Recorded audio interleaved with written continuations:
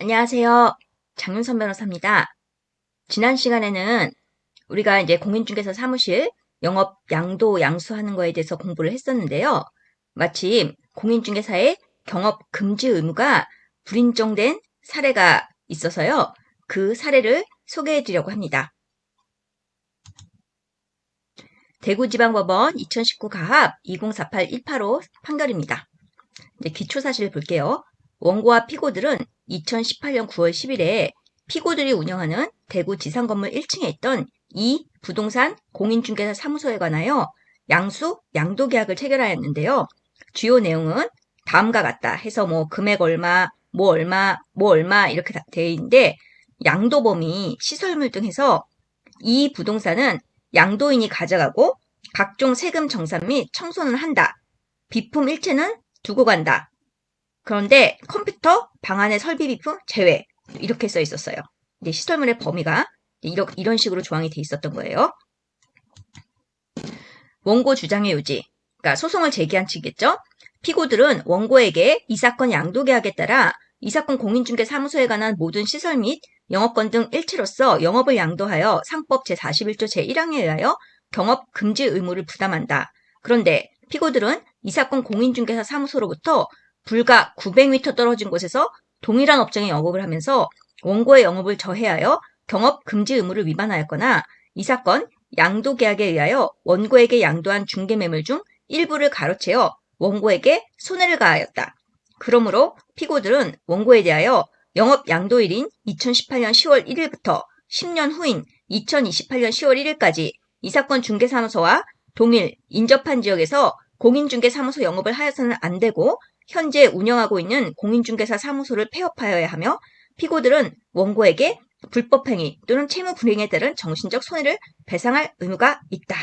그러니까 원고가 이렇게 주장을 했어요.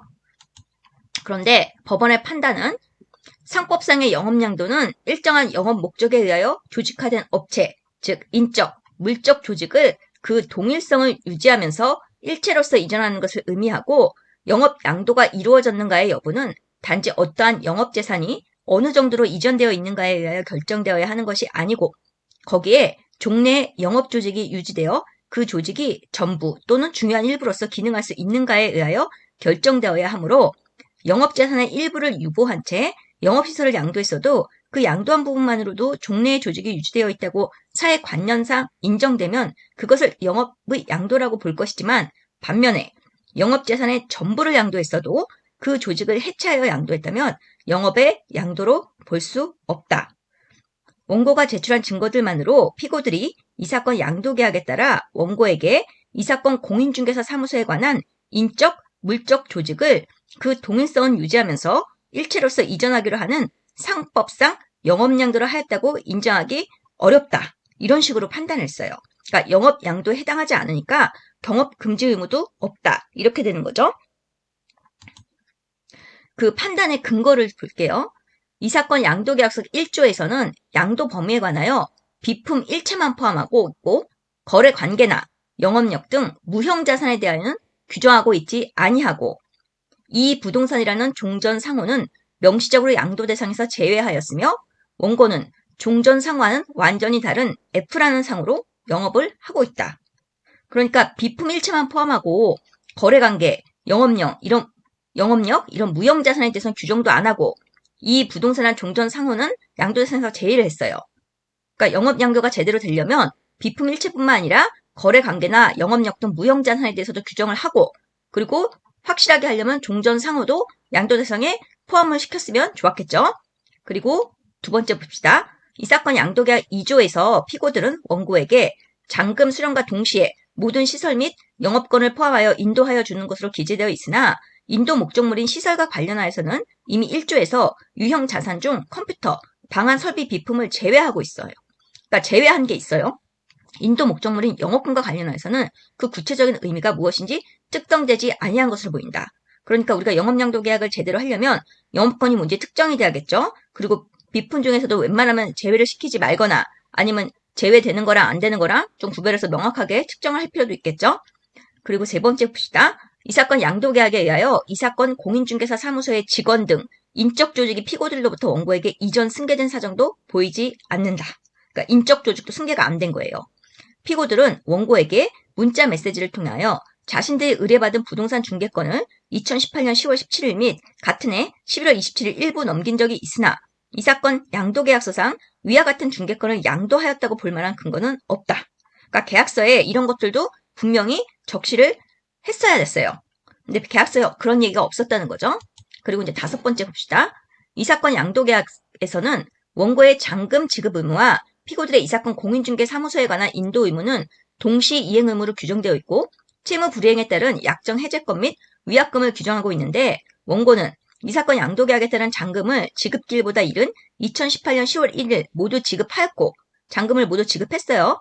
피고들은 이 사건 양도계약의 잔금 지급기를 경과하여 2018년 10월 17일 및 11월 27일 부동산 중개권을 일부 인도하여 주었음에도 원고는 피고들에게 그동안 부동산 중개권을 넘겨주지 않은 것에 대하여 이의를 제기했다고 보이지 않고 2018년 10월 17일에는 고마움을 표시하기도 하였다.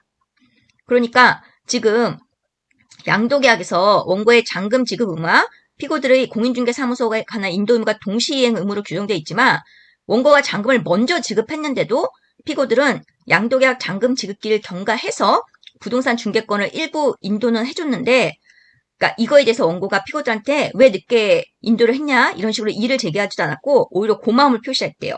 이런 사정이 다 원고한테 불리하게 판단이 된 거예요.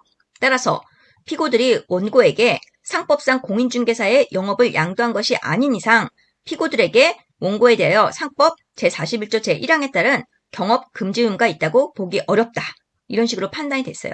그러니까 이 사례에서는 상법상의 영업 양도가 아니니까 경업 금지 의무가 없다. 이런 식으로 판결이 난 거라서 지금 상법상의 영업 양도에 해당되기 위해서는 판례가 판시하고 있고 근거로 들고 있는 이런 것들 잘 숙지하셔서 양수 계약서를 잘 작성하시는 것이 좋을 것 같습니다. 오늘 방송은 여기서 마치고요. 다음에 더 좋은 내용으로 찾아뵙겠습니다. 좋아요, 구독 눌러주시면 저에게 많은 힘이 됩니다. 오늘 방송 시청해주셔서 진심으로 감사드려요. 다음에 또 뵐게요.